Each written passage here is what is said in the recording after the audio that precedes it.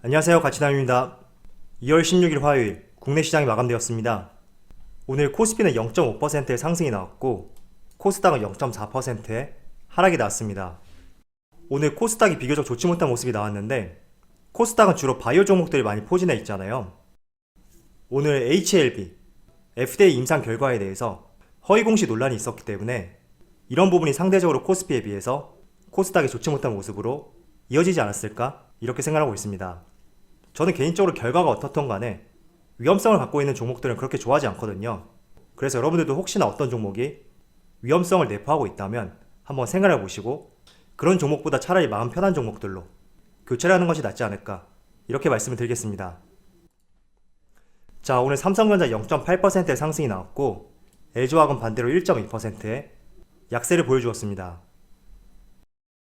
그리고 오늘 현대차는 보합으로 마무리되었고 카카오는 다시 2.4%의 강한 상승이 나오면서 51만 4천원에 마무리가 되었습니다. 카카오가 50만원 넘어가니까 조금 낯선 것 같습니다. 자, 그럼 바로 수급을 한번 살펴볼게요. 먼저 코스피의 수급을 살펴보면 오늘은 개인과 외국인이 순매수를 보여주었고 반대로 기관이 순매도를 보여주었습니다. 외국인은 지금 3거래일 연속으로 들어오고 있는데 전반적으로 2월 이후부터 외국인의 매수세가 다시 들어오고 있는 것 같거든요. 그래서 이런 부분은 긍정적으로 보여주고 있고 또 3150포인트 이 시점을 전후로 해서 외국인이 매수세를 보여주고 있기 때문에 우리가 조금 더 지수의 상승에 대해서 한번 기대를 해볼 수 있지 않을까 이렇게 생각하고 있습니다. 그리고 거래대금은 어제와 비슷한 약 17조 원을 기록했네요. 자, 이어서 코스닥을 살펴보면 코스닥은 반대로 외국인이 순매도를 보여주었고 개인이 나홀로 순매수를 보여주었습니다. 그리고 거래대금을 살펴보면 오늘은 코스닥이 코스피보다 거래대금이 많았다는 것을 알 수가 있습니다. 자, 이어서 삼성전자. 오늘 삼성전자는 외국인의 순매수가 들어왔고 지금 2거래일 연속으로 외국인의 순매수가 들어왔거든요. 과거 직전 한 달간 살펴보면 처음으로 2거래일 동안 순매수를 보여주었고 그래서 내일도 이어지는지 한번 같이 지켜보고요.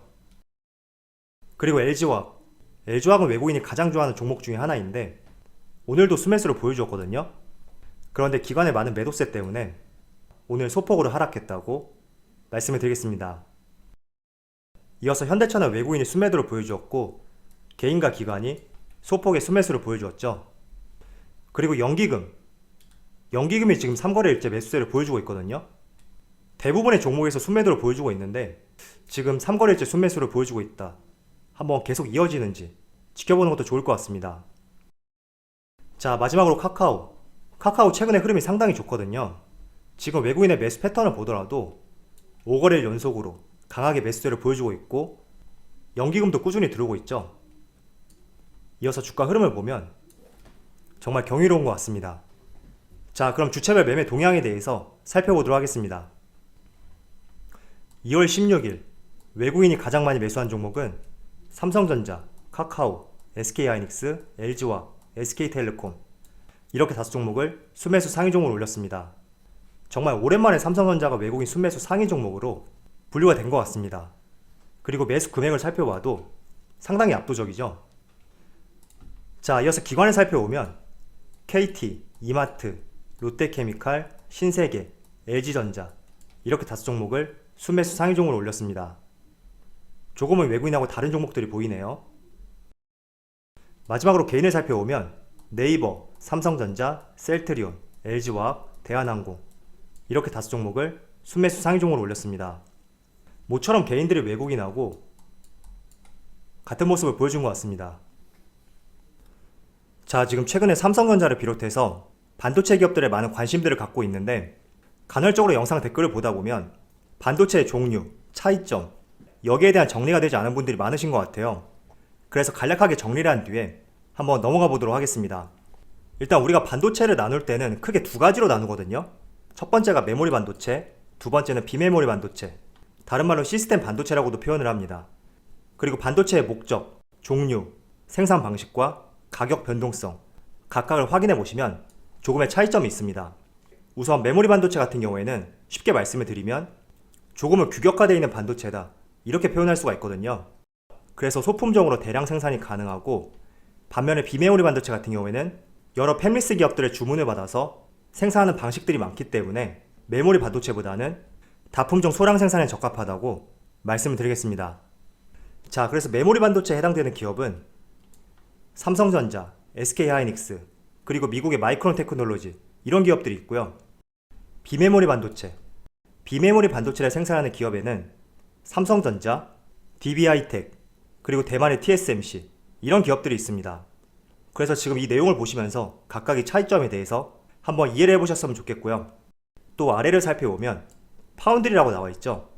이 파운드리 같은 경우에는 외부 업체가 설계한 반도체 제품을 위탁 생산 공급하는 그런 방식을 말합니다. 그래서 결국에는 파운드리도 비메모리 반도체 이 내에 포함되어 있다고 말씀을 드릴 수가 있고요. 이어서 팹리스, 말 그대로 공장은 없더라도 반도체 설계를 전문적으로 하기 때문에 이 설계한 반도체 제품을 삼성전자, TSMC, DB하이텍과 같은 기업에 위탁 의뢰를 맡기는 방식을 말합니다. 그래서 정리해서 말씀드리면 반도체 종류에는 크게 두 가지가 있거든요. 메모리 반도체와 비메모리 반도체 이렇게 두 가지로 나뉠 수가 있고, 비메모리 반도체 내에 반도체 설계만 하는 기업들을 팹리스 기업이라고 우리가 표현을 합니다. 그리고 외부 업체가 설계한 반도체 제품을 위탁받아 생산 공급하는 방식을 우리가 파운드리라고 표현을 하고 있습니다. 그래서 삼성전자는 메모리 반도체, 비메모리 반도체, 그리고 파운드리 이 모든 사업을 영위하는 종합 반도체 기업이다. 우리가 이렇게 표현을 하고요. 또 SK하이닉스는 메모리 반도체만 담당을 하고 있죠. 뿐만 아니라 퀄컴, 애플, 엔비디아, AMD 같은 경우에는 전적으로 반도체 설계만 담당하는 팹리스 기업이다. 우리가 이렇게 표현을 하고 있습니다. 자, 그리고 최근에 차량용 반도체를 시작으로 반도체 쇼티지 현상이 이슈가 되고 있잖아요. 이 차량용 반도체 같은 경우에는 비메모리 반도체에 속하거든요. 그래서 반도체 종류와 차이점 여러분들이 조금 이해를 하시는데 도움이 되었으면 좋겠습니다. 자, 최근에 국제 유가의 상승 제가 이와 관련해서 여러분들에게 간헐적으로 말씀을 드리고 있습니다. 지금 아래 차트를 보시더라도 서부 텍사스유 지난 3개월 동안 꾸준하고 지속적으로 상승세를 보여주고 있고, 지금 59달러로 나와 있는데 네이버가 한 발 늦거든요. 현재는 60달러를 돌파했고 더 상승이 나올 가능성도 있더라고요. 그래서 여러분들에게 제가 정유산업과 관련해서 SOE를 예를 들어서 말씀을 드렸습니다. 그런데 정유산업뿐만 아니라 석유화학 산업 여기에 대해서도 우리가 한번 관심을 가져볼 필요가 있다고 말씀을 드릴게요. 일단 정유산업 같은 경우에는 연료로서 사용하는 측면이 있지만, 석유화학 산업 같은 경우에는 석유 성분인 탄화수소 등을 이용해서 각종 유기화합물을 만들어내는 그런 방식을 말합니다. 그래서 폴리에틸렌, 폴리프로필렌, PP라고 하죠. 이어서 나일론, 이런 석유를 원료로 하는 합성 섬유 제품을 만들고 있습니다. 제가 여러분들께 약 한 달 전이었나요? 효성화학하고 롯데케미칼에 대해서 말씀을 드린 적이 있습니다. 지금 이런 기업들이 석유화학 기업으로 분류가 되어 있는데 주로 PP를 이용해서 의료 제품을 만들고 있고, 특히 최근에는 코로나라는 특수한 상황 때문에 비수기임에도 불구하고 실적이 크게 개선되고 있다고 이렇게 말씀을 드렸습니다. 자, 최근에 효성화학 차트를 보시면 꾸준하게 상승이 나오고 있었고 최근 들어서 가파르게 상승이 나왔죠. 물론 그에 따라서 되돌림이 발생이 되고 있는데 늘 그런 것 같아요. 아무리 업황이 좋고 기업의 성장이 예상이 된다고 하더라도 내가 가파르게 상승이 나온 구간, 그런 구간만 조심하면 저는 항상 어떤 종목이든지 좋은 재료, 좋은 산업 내에 속한 종목이라면 충분히 수익을 볼 수 있다고 그렇게 생각하고 있고요. 그런 측면에서 지금 효성화학하고 롯데케미칼, 그동안은 코로나라는 특수한 상황 때문에 의료기기 수혜가 더해져서 실적이 개선이 되었다면 최근에는 유가 상승과 함께 조금 더 관심 있게 볼 수 있는 재료가 늘어나지 않았을까, 저는 이렇게 생각하고 있습니다. 그래서 국제 유가 상승 한번 관심 있게 지켜보시면서 순수 정유업계 이런 기업뿐만 아니라 석유의 주 성분을 이용해서 각종 유기화합물을 만들어내는 석유화학 기업들, 이런 업종들도 주목할 필요가 있다고 말씀을 드리겠습니다. 자, 아울러 국제 유가뿐만 아니라 구리 가격도 8년 만에 최고치를 경신했다, 이런 기사가 발표가 되었습니다. 아래 3개월간의 흐름을 보시면 국제 유가처럼 꾸준한 상승은 아니지만 그래도 전반적인 추세를 보면 상승 흐름을 보여주고 있습니다. 그래서 국제 유가뿐만 아니라 구리 가격 상승에 따라서 어떤 기업이 수혜를 볼 수 있는지 한번 여러분들이 찾아보신다면 조금 더 투자할 수 있는 종목에 대한 시야가 넓어질 수 있다고 말씀을 드리겠습니다. 저는 대표적으로 풍산이라는 종목을 구리 가격 상승에 따른 수혜 종목이지 않을까 이렇게 생각하고 있거든요. 지금 차트를 보시더라도 가파른 상승은 없지만 꾸준하게 상승이 나오고 있는 것을 확인할 수가 있습니다. 제가 왜 풍산 종목에 대해서 수혜 종목이지 않을까 이렇게 말씀을 드렸냐면, 풍산의 주력 사업 같은 경우에는 구리 합금을 이용해서 여러가지 제품을 제조하고 판매하는 사업을 하고 있습니다. 뿐만 아니라 탄약 사업도 하고 있는데, 탄약의 주 원료도 구리거든요. 그런 측면에서 구리 상승과 함께 주로 구리 제품을 취급하고 있는 풍산, 이 종목을 한번 관심 있게 보는 것도 좋지 않을까 이렇게 생각하고 있습니다. 자, 아울러서 국제유가, 구리, 이 두 가지 원자재뿐만 아니라 지금 주석의 가격도 7년 만에 최고치를 경신하고 있습니다. 아래 차트를 보시면 3개월 동안 가파른 상승이 나오고 있고, 앞선 구리, 국제유가보다 더욱 가파르게 상승을 보여주고 있죠. 일단 주석이라는 것은 원소 기호로 SN이거든요. 주석은 일단 은색 금속으로 분류가 되고 물에서는 부식이 되지 않고, 또 공기 중에는 산화되어 보호막을 형성하기 때문에 주로 금속이 부식되지 않도록 도금하는 역할로서 많이 사용이 됩니다. 그래서 최근에 전기차 생산이 늘어나고 있고 반도체 수요도 많이 늘어나고 있기 때문에 이런 부분들로 인해 주석 가격 꾸준하고 가파르게 상승세를 보여주고 있다고 그렇게 볼 수가 있습니다. 자, 그래서 이 외에도 곡물 가격, 아연, 여러가지 원자재 가격들이 상승을 하고 있거든요. 그래서 여러분들이 지금 시점에 원자재 가격 상승과 함께 수혜를 볼 수 있는 기업 한번 찾아보시고요. 적당한 위치가 왔을 때 잘 공략해보는 것도 좋은 투자 방법이 되지 않을까 이렇게 생각하고 있습니다. 제가 여러분들에게 며칠 전에 말씀을 드렸죠. 인베스팅 어플을 활용해서 실시간으로 다양한 원자재 가격들을 체크할 수 있고 또 차트의 흐름도 볼 수 있으니까 한번 활용해 보시면서 대응을 해보셨으면 좋겠습니다. 자, 어제 제가 여러분들에게 수출 동향에 대해서 잠깐 말씀을 드렸습니다. 물론 2월 1일부터 10일까지의 자료이긴 하지만 그래도 작년 대비 70%의 상승이 있었고, 주요 수출 품목을 살펴보면 반도체가 약 58%, 석유 제품이 37%, 자동차가 102%, 자동차 부품은 80.6%, 이렇게 많은 품목들이 강세를 보여주었고, 특히 자동차 부품, 이런 산업들이 주로 강세를 보였습니다. 자, 그리고 제가 여러분들에게 늘 말씀을 드렸듯이 국내 수출 금액 같은 경우에는 결국에는 기업들의 실적이란 말이죠. 이렇게 기업들의 실적이 좋아진다는 말은 코스피 지수의 상승으로 연결이 될 수 있다, 이렇게 말씀을 드렸습니다.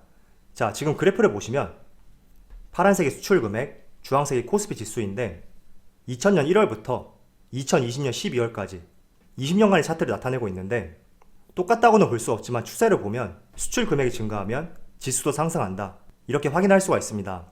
그래서 여러분들이 지금 공매도 이슈 굉장히 걱정을 하시는 분들이 많은데, 저는 공매도가 재개하던 하지 않던 이런 이슈는 지수의 움직임에 있어서 하나의 일부분에 불과하다, 이렇게 생각하고 있습니다. 그 이유 중에 하나는 결국에는 실적이 좋아진다는 것은 지수도 같이 상승을 하기 때문에 단지 공매도가 재개한다고 해서 대한민국의 수출 금액은 증가하고 코스피 지수는 반대로 하락하는 이런 현상은 발생되지 않는다는 거죠.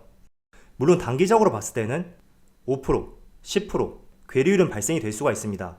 그렇지만 전반적인 추세에 있어서 이런 흐름을 역행할 수는 없다, 이런 점을 여러분들에게 말씀을 드리고 싶었습니다.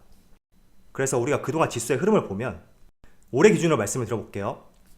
저번 달에 코스피 지수가 단기적으로 7%, 8%의 조정을 보였습니다. 때문에 공매도가 시행이 된다면 이 정도 수준에서 등락은 있을 수 있겠지만 전반적으로 기업들의 실적이 받쳐주는 이 상황에서 추세를 완전히 역행할 수는 없다, 이렇게 말씀을 드리겠습니다. 그래서 여러분들에게도 말씀을 드렸듯이 공매도를 시행하는지 시행하지 않는지 이거보다 더 중요시할 부분은 전반적인 대외 변수, 시장 상황, 기업들의 실적이 꾸준히 좋아지는지, 수출 금액이 증가하는지, 이런 점들을 더욱더 유심히 보시면서 대응을 해보셨으면 좋겠습니다. 자, 오늘 반도체 종류와 차이점, 그리고 원자재 가격, 수출과 코스피 지수의 관계, 다양한 점에 대해서 말씀을 드렸습니다. 그래서 여러분들이 앞으로 매매를 하시는데 조금이나마 도움이 되었으면 좋겠습니다. 자, 그럼 오늘 영상에서 마치도록 하고요. 날씨가 다시 추워졌더라고요. 다들 감기 조심하시고요. 언제나 여러분들의 성공 투자를 기원하도록 하겠습니다. 감사합니다.